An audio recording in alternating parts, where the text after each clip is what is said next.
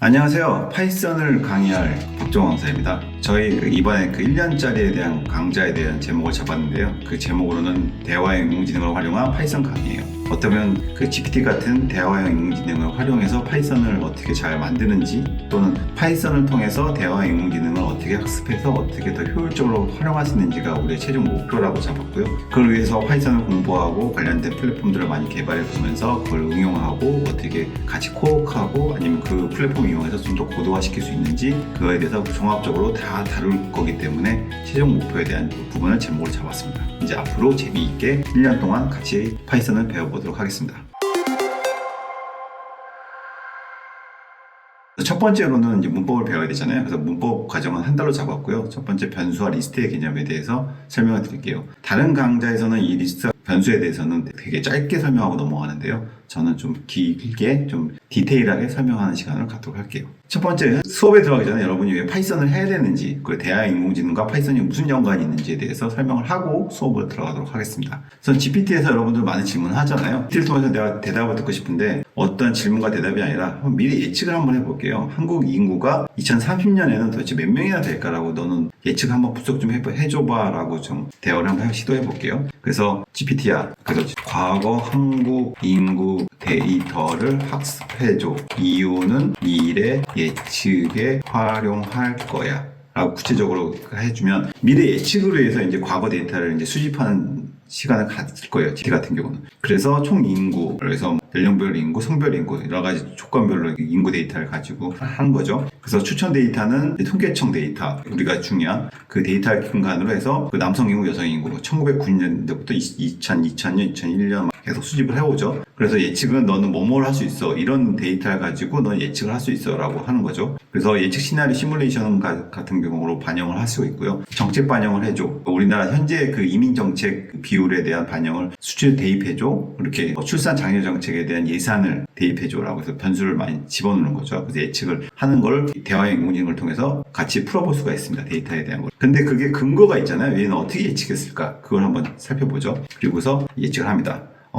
그러면 내가 이론적으로 어떤 머신러닝에 대한, 파이썬은 모르지만 모델을 알고 있다면 회귀 모델을 통해서 제가 분석해 보도록 할게요. 2030년 한국 인구에 대해서 예측할 건데, 첫 번째, 회귀 모델을 사용해줘 라고 제가 요청을 해요. 그러면 회귀 모델을 기준으로 예측을 할 거예요. 그 총 인구 30년에 대한 그 선형 회귀 모델을 기준으로 파이썬 코드가 나옵니다. 이 얘기 뭐냐면, 예제 코드가 나오는데 나는 이런 모델로 해서 예측을 할 거야. 그래서 현재 1000단위죠. 1000만, 10만, 100만, 1000만, 5290만 명의 예측을 했다고 저한테 코드를 알려준 거예요. 그 시각화 코드를 알려주고요. 참고사항을 이렇게 해줍니다. 그럼 이 GPT 같은 경우는 기본적으로 어떤 예측이나 어떤 AI에 대한 기능을 테스트할 때 해서 우리한테 대답을 해줄 때, 과거의 데이터는 이거는 이거야 라고 대답할 수 있지만 미래 데이터는 데이터가 없잖아요. 그래서 인터넷 찾아서 그 관련된 내용을, 학습한 내용을 뱉어주거나, 실시간으로 과거 데이터를 기준으로 어떤 특정 모델을 적용해서 데이터를 알려주거나 한다는 거죠. 그럴 때 이런 코드가 나오는 거고요. 그러면 관련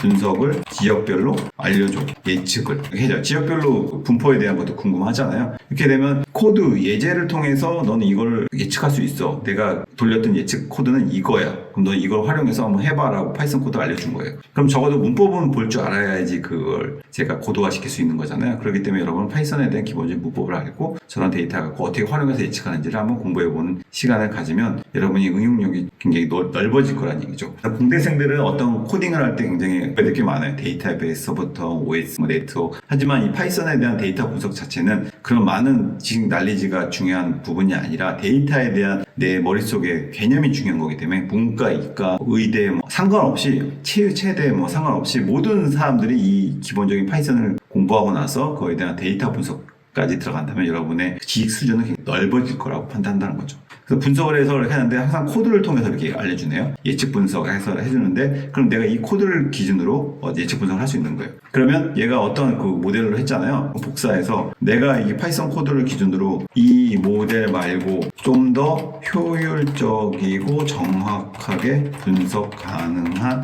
모델로 바꿔줘 라고 해주면, 이 제 코드를 기반으로 그 어떤 얘가 기본적인 그 예측을 해줬는데, 좋은 요청이라고 하면서 어떤 모델, 지금 예측을 하는데 어떤 이런 시계열 데이터 분석, 그러니까 시간이 지나면서 변화되는 그 시계열 데이터 분석으로 해서 예측을 하면 좀 더 정확해질 거다라고 판단해 준다는 거죠. 예측 결과라고 했을 때, 서울은 9,300만 명 나오네요. 그러면 어떻게 인구 감소 확장 아이디어를 기준으로 제가 이걸 프롬프트로 얘기하는데 저 파이썬 코드를 모른다. 그럴 경우는 이런 대답만 가지고 활용할 수밖에 없는 거잖아요. 내가 직접 데이터를 수집해서 돌려볼 수 있는 그 코드를 제공해 줬는데 그러면 기본적으로 여러분 파이썬을 알아야 GPT를 제대로 활용할 수 있다고 판단이 드는 거죠. 이제부터 수업 들어가도록 하겠습니다. 이제 반드시 이제 왜 배워야 되는지 아는 거죠. 여러분들한테 기본적으로 파이썬을 가르친다고 하면 환경 설정부터 가르쳐 주잖아요. 윈도우 환경에서 어떻게 파이썬 설치하고 어떤 툴을 통해서 여러분이 그 학습하면 된다라고 하지만 저 같은 경우는 여러분 PC가 윈도우라면 절대로 윈도우에서 파이썬 설치하고 테스트하지 말아달라고 요청하고 싶습니다. 나중에 어느 정도 레벨로 어드밴스 레벨로 넘어갈 경우는 그 윈도우 환경에서 지원 안 되는 파이썬 모듈이 많거든요. 리눅스 환경에서만 지원되는 그 모듈이 많아요. 일례로 쿠다 라고 해서 엔비디아 GPU 환경에서 A를 돌릴 때 어떠한 그 쿠다 병렬 처리하기 위한 쿠다 라이브러리가 있는데 12.몇 버전부터는 윈도우에서 지원을 안 해요. 그래서 윈도우에서 돌릴 수가 없어요. 환경에서. 그렇기 때문에 여러분 익숙해져야 돼요. 이 환경에 대해서. 근데 리눅스 서버도 없고 그런데 어떻게 공부해야 되냐라고 했을 때 기본적인 구글에 제공한 툴이 있습니다. 콜랩이라고 해서 COLAB라고 콜랩 치면 COLAB요. 콜랩을 치면 나오고요. 관련된 걸 클릭해 들어가면 여기서 내가 테스트해 볼 수 있는 조건을 해주게 합니다. 그래서 오픈 콜랩을 한번 실행할게요. 가운데 보이는 오픈 콜랩을 실행했을 경우 화면이 이제 뜨게 됩니다. 여기서부터 이제 제가 하는데 저장을 할 수 있기 때문에 로그인을 먼저 할게요. 구글 로그인으로 제가 제 계정으로 로그인을 한다고 치면 로그인부터 한번 시작해 볼게요. 콜랩을 해서 저는 기본적으로 로그인해서 쓰긴 하지만 여러분이 로그인 안 됐다고 가정해서 처음부터 이제 실행한 거예요. 그래서 새 노트가 있잖아요. 새 노트를 기준으로 여기 좌측 하단에 있는 걸 가지고 시작을 해볼게요. 파이썬 같은 경우는 컴파일 언어가 아니기 때문에 제가 코딩 하나 할 때마다 라인 단위로 실행시킬 수가 있거든요. 라인에 그 문법적으로 문제가 없는 라인까지를 실행시키면 그 라인까지도 실행시키기 때문에 이 코딩 여기에서 콜랩 환경에서 할 수 있습니다. 첫 번째로 상단에는 제목이 들어가고요. 테스트 파이썬 1이라고 한번 잡아볼게요. 이 저장하면 나중에 또 불러올 수도 있고요. 여기서 파일에서 노트 열기를 통해서 그 저장된 걸 불러올 수 있고 실행할 수 있습니다. 그럼 이제 기본적으로 이제부터 본격적으로 시작할게요. 여러분들이 이제 파이썬 강의를 한다고 했을 때 첫 번째 강의로 변수하고 이제 리스트 함수잖아요. 그럼 많이 들어보셨을 거예요. 많이 안 들어보셨다는 가정에서 수업을 진행할게요. 그래서 제가 A에다가 숫자 10을 집어넣거나 B에다가 문자, 스트링이라는 문자를 집어넣거나 이게 일반적인 변수 선언이에요. 그러면 이렇게 쓰면 돼요라고 많이 들어보셨을 거예요. 근데 이건 도대체 어떻게 된 개념인지라고부터 이제 접근을 하게 되면 A에는 10이라는 숫자가 들어가고 B에는 스트링이라는 문자가 들어가요. 문자의 정의는 쌍따옴표로 기준으로 했을 때 이건 문자 형태로 저장된다는 거죠. B에다가. 그럼 A에는 10이 저장이 될 거고요. 이렇게 강의하는 게 기본적인 기초적인 강의의 한 수준입니다. 하지만 저 같은 경우는 이렇게 강의를 안 합니다. 이제 본격적으로 제가 하는 스타일을 보여드릴게요. 한번 보시죠. 변수, 인트형 숫자형과 스트링형 문자형 변수에 대해서 이제 기본적으로 개념을 잡아볼게요. 그럼 아까 설명했죠. A에다 10을 집어넣었어요. 그럼 숫자 10이 되죠. 그럼 도대체 A에 10을 집어넣었으면 A를 프린트할 경우는 10이라는 숫자가 출력될 거고 10이라는 숫자가 A에 저장되는데 어떤 메커니즘으로 이게 저장이 될까라고 한번 고민을 해보셨어야 돼요. 파이썬을 한다면. 왜냐면 나중에 변수에 대해서 막 재정의하고 다른 데 카피하고 막 이런 과정이 겪게 되다 보면 이런 개념 없이는 나중에 어드밴스로 넘어갈 때 되게 변수에 대해서 직접 대입하거나 수정하거나 이런 개념에 혼동할 때가 오기 때문에 처음부터 이런 개념을 잡고 들어가야 돼요. 그래서 A는 10이라고 할 경우는 어떻게 커피에 저장됩니다. 메모리에 저장되겠죠. 파이썬 같은 경우.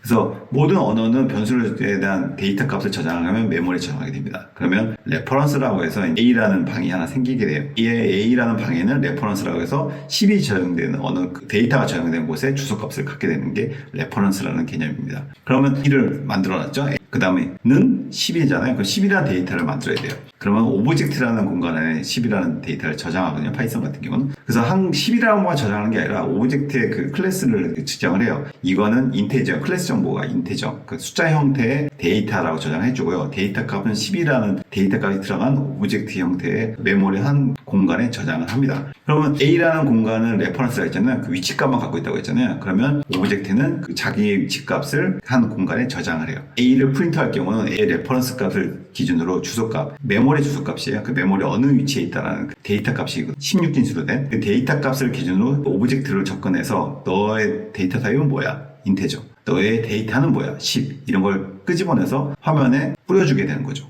그러면 이거 A는 10, 이제 파이썬에서 기본적으로 이제 그 숫자를 집어넣기 위한 변수 선언은 제가 공부를 했어요. 그러면 메모리는 두 가지 공간이 존재하네요. A라는 방과 오브젝트라는 방, 실제 데이터가 들어가 있는. 그러면 방은 10이라는 데이터 오브젝트에 대한 주소값을 갖고 있는 거고요. 그래서 E에 대한 거를 이제 프린트할 경우는 E 안에 주소값을 찾아 들어가서 그 안에 오브젝트 안에 너의 데이터는 뭐야? 라고 물어보면 10이라고 던져주면 그 10이라는 걸 화면에 출력하거나 활용할 수 있게 되는 개념입니다. 근데 변수에서 만약에 이렇게 만들었어요. B를 선언했고 A의 값을 집어넣었어요. 파이썬 같은 경우는 기본적으로 문법에서 보면 이게 같다라는 의미였잖아요. 우리가 그 느끼에는. 근데 같다라는 의미가 아니라 프로그램에서는 A 값을 B의 값에 대입한다는 거예요. 그래서 같다라는 의미는 B가 두 번 써요. 이렇게 되면 두 번 쓰게 되면 E하고 B는 같다라는 개념으로 접근하게 되는 거죠. 그래서 문법상으로는 같다와 대입한다 두 가지 개념이기 때문에 두 가지 개념에 대한 걸 구분하기 위해서 하나를 쓰냐 두 개를 쓰냐 그 차이. 그럼 B가 A한테 집어넣었어. 그러면 B도 10이 되고 A도 10이 되는 거예요. A는 10이라는 변수를 받았잖아요. A는 값은 10인데 10의 값을 B에 받았어요. 그럼 대체 메모리는 어떻게 처형될까라고 메커니즘을 생각을 해봐야 돼요. 그럼 저장해 봤더니 이거는 데이터가 어떻게 나올까라고 뭘 하는 거죠. 그러면 B라는 방이 만들어져요. 이 레퍼런스가. B를 선언했잖아요. 그 다음 액션은 뭐예요? A의 값을 대입했다라는 거예요. 그게 값이 뭐예요? A의 데이터 값은 레퍼런스예요. 레퍼런스를 갖게 된다는 거죠. 그러면 A의 레퍼런스를 카피해서 B의 레퍼런스를 집어넣게 되니까 B를 읽어듣게 되면 어떻게 돼요? 오브젝트로 접근하게 되죠. 그러니까 둘 다 같은 레퍼런스, 같은 주소 값을 갖게 되는 거예요. 그러니까 오브젝트의 주소 값을 갖게 되고 B도 갖게 되는 거예요. 그래서 A를 출력하거나 B를 출력하면 둘 다 10이라는 데이터가 나오게 된다는 거죠. 그러면 한 가지 더 나가볼게요. 그럼 B에다 20을 집어넣었어요. 이건 어떻게 될까요? B라는 방은 만들어졌고 A라는 방은 만들었어요. 또 방을 만들 필요가 없어요. 변수는 A 두 가지에 대한 타입만 코드상에는 존재하니까요. 그럼 B방에다 20을 집어넣네? 그러면 이건 어떻게 저장되지? 라고 고민을 해보셔야 돼요. 그래서 이 개념이 왜 중요한지는 뒤에서 제가 코딩하면서 설명드릴게요. 그러면 B에다 20을 집어넣었어요. 그렇게 되면 20이라는 걸 선언했잖아요. B는 있으니까 또 만들 필요가 없고 20이라는 걸 공간을 만들어 놓고 20이라는 데이터를 넣어야 되잖아요. 그러면 20이라는 오브젝트 값이 생깁니다. 20도 숫자잖아요. 그 인테저의 형태고 데이터 값이 20인 오브젝트가 생기고 그 안에 주소 값이 B에다 집어넣게 되는 거죠. 그럼 B에다 집어넣으려면 덮어쓰게 되잖아요. 그렇게 되면 20이라는 공간에 만든 레퍼런스가 B에다 덮어쓰게 되는 거예요. 그러면 데이터 값은 A는 10이 되고 B는 20이 되겠죠. 가리키고 있는 게. A를 접근하면 10이 되고 아까는 B를 접근하면 10이 같은 레퍼런스를 바라봤기 때문에 10을 받지만 B에다가 20이라는 오브젝트를 하나 새로 만들고 그거의 주소값을 집어넣는다는 개념인 거거든요. 그렇게 되면 B는 20을 가리키고 있고 A는 10을 가리키기 때문에 프린트해보면 AB를 프린트해보면 A는 10, B는 20이라는 데이터 값을 나오게 되는 겁니다. 그래서 B를 바꾼다고 A가 바뀌는 게 아니에요. 그러니까 C 언어 같은 경우는 B의 어떤 포인트 기념으로 그 메모리 접근해서 그 데이터가 바뀌긴 하는데 파이썬 같은 경우는 그런 개념이 아니라요. 특정한 변수에 대한 오브젝트를 새로 생성하는 거예요. 10이라는 오브젝트를 생성했잖아요.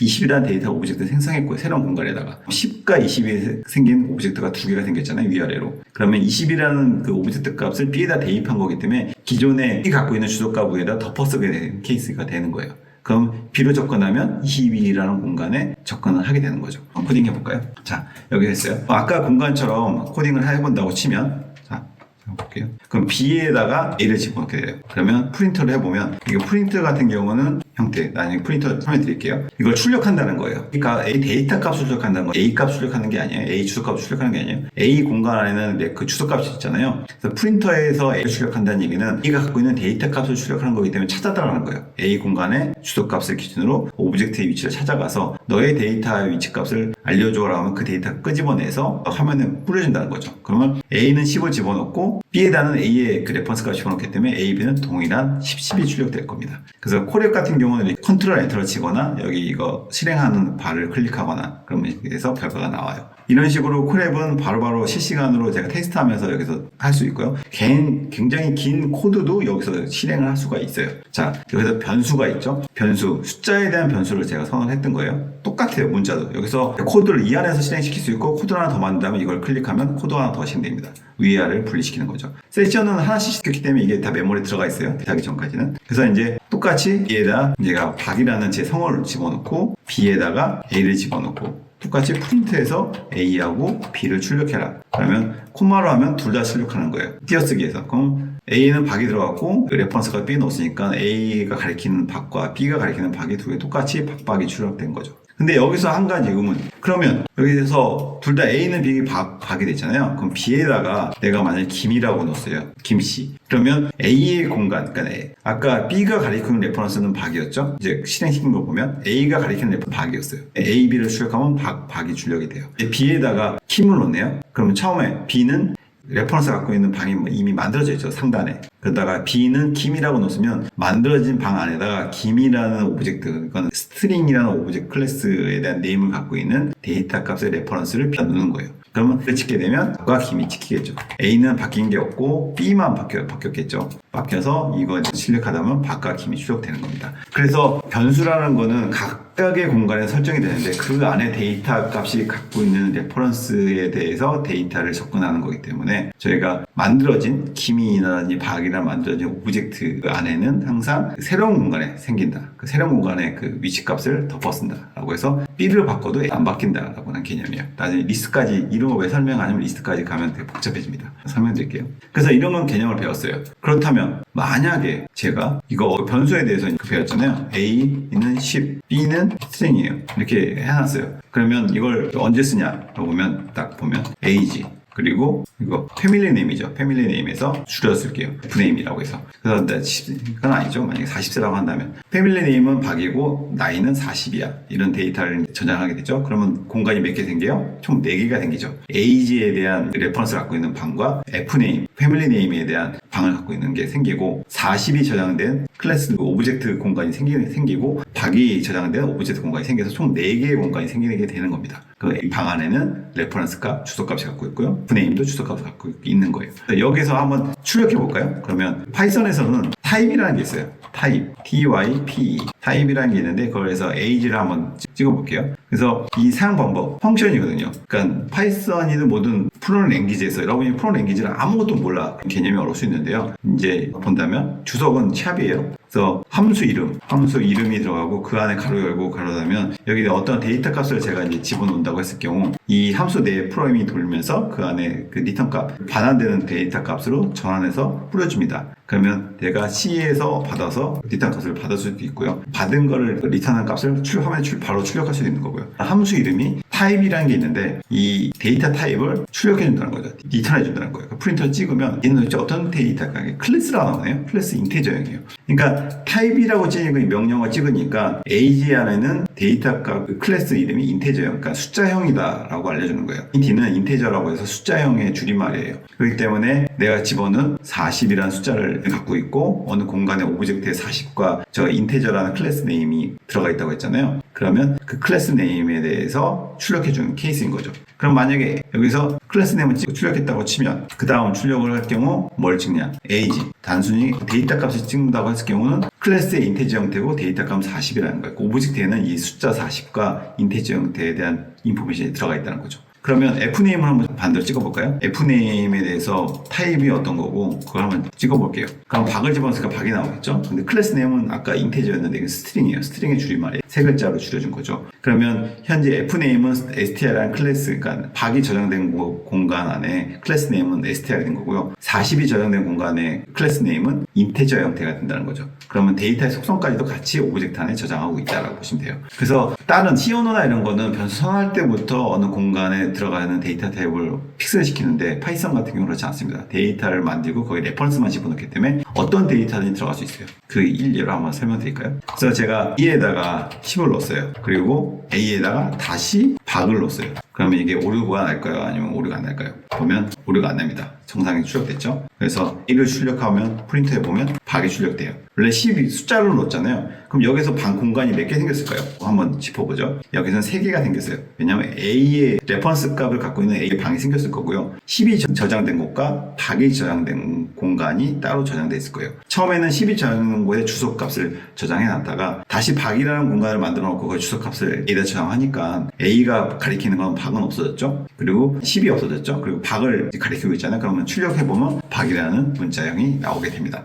근데 왜 이렇게 가능할까요? 메모리 주소 값은 동일한 16진수에 대한 숫자 형태에 대한 값이 동일하기 때문에 데이터에 들어가 있는 데이터 타입은 다르지만 숫자형에 대한 그 주소 값은 똑같기 때문에 저장할 수 있는 겁니다. 근데 왜 이런 인테저형이나 스트링에 대한 데이터 값에 대한 인포메이션 저장할까요? 생각을 해보세요. 데이터 값만 저장돼. 메모리에 대한 데이터 값, 이건 되게 중요한 개념인데요.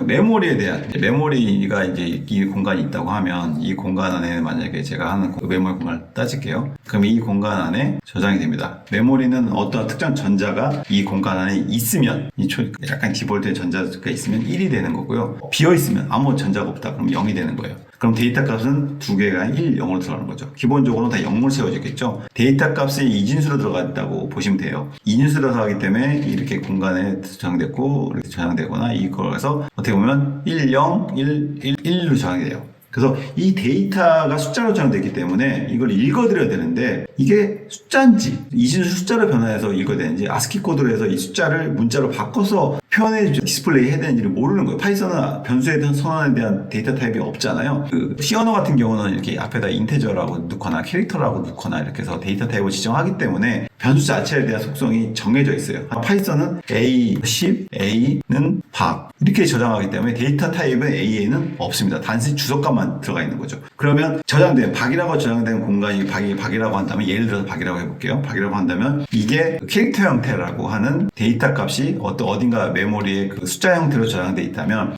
저걸 읽을 때 이거를 문자 형태로 변환해서 읽으라고 선언하겠죠. 문자 형태로. 그렇기 때문에 저장할 때 오브젝트로 저장되는 이유가 뭐냐면 데이터 값의 형태를 알아야지만이 프린터할 때 그건 문자형이야, 숫자형이라고 알 수 있다는 거죠. 여기 본다면 그죠? 그러면 자, 한 가지 더 예를 들어볼게요. A는 1이에요. 근데 A 1이에요. 자, 보시죠. B로 가죠. 다른 거니까. 그럼 여기서는 공간이 4개가 생겼어요. A 공간과 B 공간. 그 실제 데이터가 1이 들어가 있는 공간과 문자열로 해서 1을 문자로 했잖아요. 이건 문자 1이라고 지정해 준 거예요. 그래서 문자 형태가 들어가 있는 총 4개의 공간이 생기죠. 그럼 숫자가 들어가 있는 거의 주소값은 A라는 공간 레퍼런스 주소값에 덮어쓰게 되는 거고요. B라는 공간에는 문자 1이 들어간 곳에 레퍼런스 값을 저장하고 있습니다. 출력을 할게요. 출력하면 A하고 B를 출력하면 둘 다 1, 1이 출력될 거예요. 숫자 형태를 출력하고 문자 형태를 출력했으니까요. 근데 저장되는 그 데이터 값은 다를 거라는 거죠. 문자 1과 숫자 1은 숫자 1 같은 경우는 이진수 따지면 0000001이잖아요. 그렇게 저장돼 있을 거고 문자 1 같은 경우는 1이라는 문자를 아스키 코드에 변해서 숫자가 큰 숫자로 저장돼 있을 거라는 거죠. 근데 읽을 때 만약에 문자니 숫자니 모르고 다 숫자를 읽어버리면 첫 번째 건 1로 표현되겠지만 두 번째 그 스트링 같은 경우는 굉장히 큰 숫자로 표현이 되겠죠. 아스키 코드로 저장돼 있기 때문에.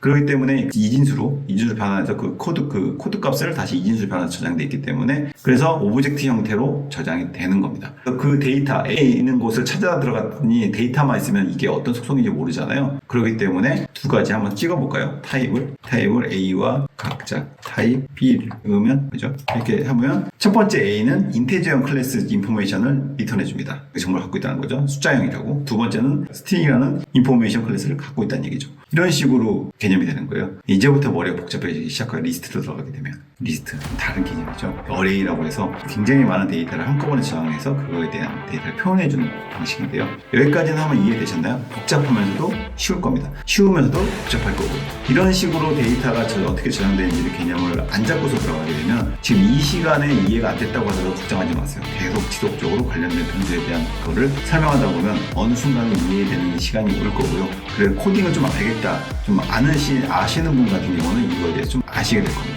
그래서 이 개념을 모르면 리스트로 넘어갈 수도 없고 딕셔너리 다른 변수로 개념을 넘어갈 수가 없어요. 근데 사람은 일반적으로 이런 개념을 모르고서 고난도의 프레임 코딩을 안 하신 분들 같은 경우는 개념을 설명 안 하고 자 여러분 이렇게 보세요. A라는 변수는 1도 들어갈 수 있고 문자 1도 들어갈 수 있습니다. 그럼 거기에 숫자를 넣고 곱하기 나누기 한번 구구단을 만드는 프로그램을 만들어 보세요 라고 이런 식으로 개념을 잡게 되죠. 그래서 현재까지 변수하는데 벌써 몇 분이에요? 엄청난 시간을 잡아먹었죠. 그래서 이런 개념 자체 하나씩 잡아 나가다 보면 여러분 굉장히 심도 있게 파이썬을 이해하는 시간을 갈 수 있을 겁니다. 다음 시간은 리스트에 대한 개념을 수업하도록 하고요. 현재까지는 변수 하나, 숫자형 들어가는 것만 해도 수업이 벌써부터 좀 머리 복잡하게 시작해줘. 변수 하나 집어넣는데 이렇게 복잡해? 하지만 이 개념을 리스트에 들어가면서 계속적으로 딕셔너리를 하면서 계속적으로 수업할 거기 때문에 그때 한번 개념을 잡아보도록 하시죠. 감사합니다. 이 두 번째 시간에 뵙도록 하겠습니다.